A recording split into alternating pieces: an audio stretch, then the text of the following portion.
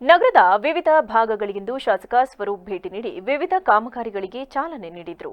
ನಗರದ ಟಿಪ್ಪು ನಗರದ ward number 21, 22ರಲ್ಲಿ ನೂತನವಾಗಿ ನಿರ್ಮಿಸಿರುವ ಅಂಗನವಾಡಿ ಕೇಂದ್ರಕ್ಕೆ ಶಾಸಕ ಸ್ವರೂಪ್ ಪ್ರಕಾಶ್ ಚಾಲನೆ ನೀಡಿ ಮಾತನಾಡಿ, ಈ ಭಾಗದ ಮಕ್ಕಳಿಗೆ ಅನುಕೂಲವಾಗುವ ನಿಟ್ಟಿನಲ್ಲಿ ನೂತನ ಅಂಗನವಾಡಿ ಕಟ್ಟಡ ನಿರ್ಮಾಣ ಮಾಡಲಾಗಿದ್ದು, ಮಕ್ಕಳು ಇದರ ಸದುಪಯೋಗ ಪಡೆಯುವಂತೆ ಮನವಿ ಮಾಡಿದರು.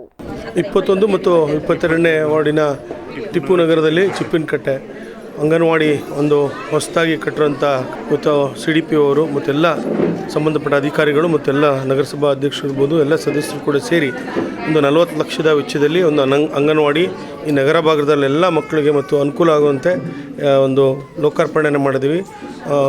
ಅತಿ ಹೆಚ್ಚಿನ ಮಕ್ಕಳು ಕೂಡ ಬಂದು ಒಂದು ಇದನ್ನು ಪ್ರವೇಶನ ಮಾಡಬೇಕು ಅಂತ ಈ ಸಂದರ್ಭದಲ್ಲಿ ಹೇಳ್ತಾ ಉತ್ತಮವಾದ ಕಟ್ಟಡವನ್ನು ಕಟ್ಟಿದ್ದಾರೆ ಗುತ್ತಿಗೆದಾರರು ಕೂಡ. ಅವ್ರಿಗೂ ಈ ಸಂದರ್ಭದಲ್ಲಿ ಶುಭವನ್ನು ಕೋರ್ತಾ CDPO ಮೇಡಮ್ ಅವರು ಒಂದು ಕಾರ್ಯಕ್ರಮ ಕೂಡ ಆಯೋಜಿಸಿದ್ದಾರೆ. ಎಲ್ಲ ಗರ್ಭಿಣಿ ಮಹಿಳೆಯರಿಗೆ ಏನು ಸರ್ಕಾರದಿಂದ ಬರುವಂಥ ಸವಲತ್ತನ್ನ ಕೊಡಿ ಅಂತ ಕಾರ್ಯಕ್ರಮನ ಮಾಡ್ತಾರೆ.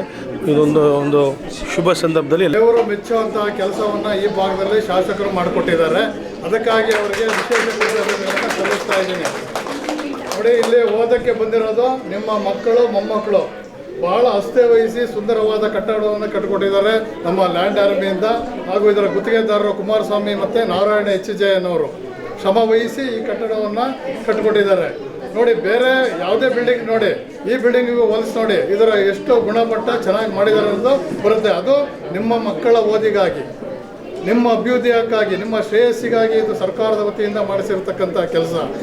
ಇಲ್ಲಿ ನಾನು ಅನೇಕ ಬಾರಿ ಚಿಪ್ಪಿನಕಟ್ಟೆ ಶಾಲೆಗೆಲ್ಲ ಬಂದೋಗಿದ್ದೇನೆ. ಸಂಜೆ ಆಯಿತು ಅಂದರೆ ಇಲ್ಲಿ ಮದ್ಯವ್ಯಸನಿಗಳು, ಧೂಮಪಾನ ಮಾಡ್ಕೊಳ್ಳೋರು, ಇನ್ಯಾವುದೋ ಇದಕ್ಕೆಲ್ಲ ಉಪಯೋಗಿಸ್ತಾರೆ. ದಯಮಾಡಿ ನೀವು ಹೆಂಗಸರುಗಳು ಜಾಗೃತರಾಗಿ, ಅಂಥವರು ನೀವು ಮನೆಗಳೆಲ್ಲ ಮಾತಾಡ್ಕೊಂಡು ಒಂದು ಗುಂಪು ಮಾಡ್ಕೊಂಡು ಶಾಲೆ ಆವರಣವನ್ನು ಯಾರು ಹಾಳು ಮಾಡೋಕ್ಕೆ ಬರ್ತಾರೋ ಅವ್ರನ್ನ ಬಡಿದು ಓಡಿಸಿ ಅಂತ ನಿಮಗೆ ನಾನು ಹೇಳಕ್ಕೆ ಇಚ್ಛಪಡ್ತೀನಿ.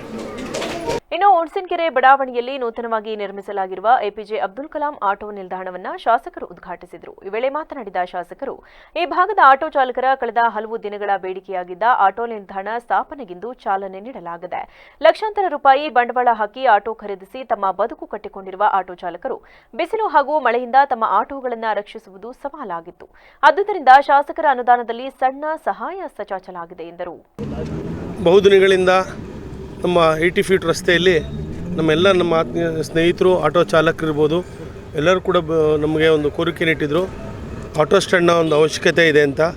ಈ ಒಂದು ಸಂದರ್ಭದಲ್ಲಿ ಎಲ್ಲ ನಮ್ಮ ಸ್ನೇಹಿತರು, ನಮ್ಮ ಕೌನ್ಸಿಲರ್ ಅಂತ ಬಾಬುಲಾಲ್ ಅವರು, ಆತ್ಮೀಯ ಸ್ನೇಹಿತರು ಮತ್ತು ಕೌನ್ಸಿಲರ್ ಅಂತ ರಫೀಕ್ ಅವರು, ಕಾರ್ಪೊರೇಟ್ರ್ ಆಗಿದ್ದಾರೆ, ಎಲ್ಲ ಕಾರ್ಪೊರೇಟ್ರು ಮತ್ತು ಎಲ್ಲ ನಮ್ಮ ಸ್ನೇಹಿತರು ಸೇರಿ ಒಂದು ಆಟೋ ಸ್ಟ್ಯಾಂಡ್ ಮಾಡೋ ಮುಖಾಂತರ ಒಂದು ಚಾಲನೆ ಕೊಟ್ಟು ಇವತ್ತು ಉದ್ಘಾಟನೆಯನ್ನು ಕೂಡ ಮಾಡಿದ್ದೀವಿ.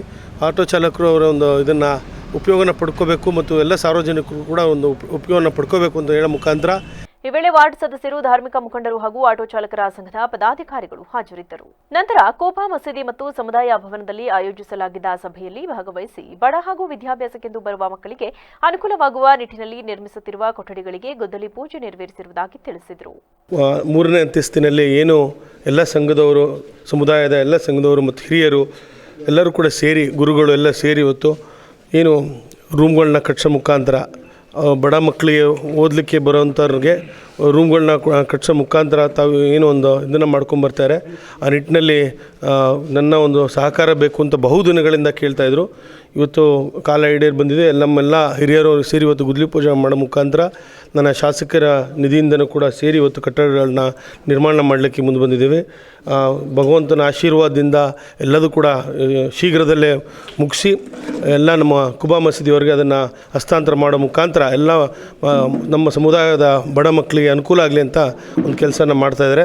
ಭಗವಂತ ಎಲ್ಲರೂ ಕೂಡ ಒಳ್ಳೇದು ಮಾಡಲಿ ಅಂತ ಸಂದರ್ಭ ಪ್ರಾರ್ಥಿಸ್ತಾ ಶೀಘ್ರದಲ್ಲೇ. ಇನ್ನು ಇದೇ ವೇಳೆ ನಗರದ ವಿಶ್ವನಾಥ ನಗರ ಸರ್ಕಾರಿ ಉರ್ದು ಕಿರಿಯ ಪ್ರಾಥಮಿಕ ಶಾಲಾ ಕಟ್ಟಡ ಭಾರೀ ಮಳೆಗೆ ಕುಸಿದ ಹಿನ್ನೆಲೆ ಸ್ಥಳಕ್ಕೆ ಶಾಸಕರು ಭೇಟಿ ನೀಡಿ ಪರಿಶೀಲಿಸಿ ಶೀಘ್ರ ದುರಸ್ತಿಯ ಬಗ್ಗೆ ಭರವಸೆ ನೀಡಿದರು. ಅದೇ ರೀತಿ ಇವತ್ತು ನಮ್ಮ ಅಂಬೇಡ್ಕರ್ ನಗರದಲ್ಲಿ ಅಂಗನವಾಡಿ ಶಾಲೆ ಬಿದೋಗಿದೆ ಅಂತ, ಉರ್ದು ಶಾಲೆ ಬಿದೋಗಿದೆ ಅಂತ ಹೇಳಿದರೆ, ಅದು ಕೂಡ ಈಗ ಒಂದು ವೀಕ್ಷಣೆ ಮಾಡಿ ಅದನ್ನು ಕೂಡ ಶೀಘ್ರದಲ್ಲೇ ಅದನ್ನು ದುರಸ್ಥಿತಿ ಮಾಡುವಂಥ ಕೆಲಸನ ಮಾಡ್ತೀವಿ ಅಂತ ಹೇಳಿ, ಮತ್ತೊಮ್ಮೆ ಏನೇ ಕೆಲಸ ಕಾರ್ಯಗಳಿದ್ರೂ ಕೂಡ ಹಂತ ಹಂತವಾಗಿ ಮಾಡೋಣ ಅಂತ ಈ ಸಂದರ್ಭದಲ್ಲಿ ಹೇಳ್ತಾ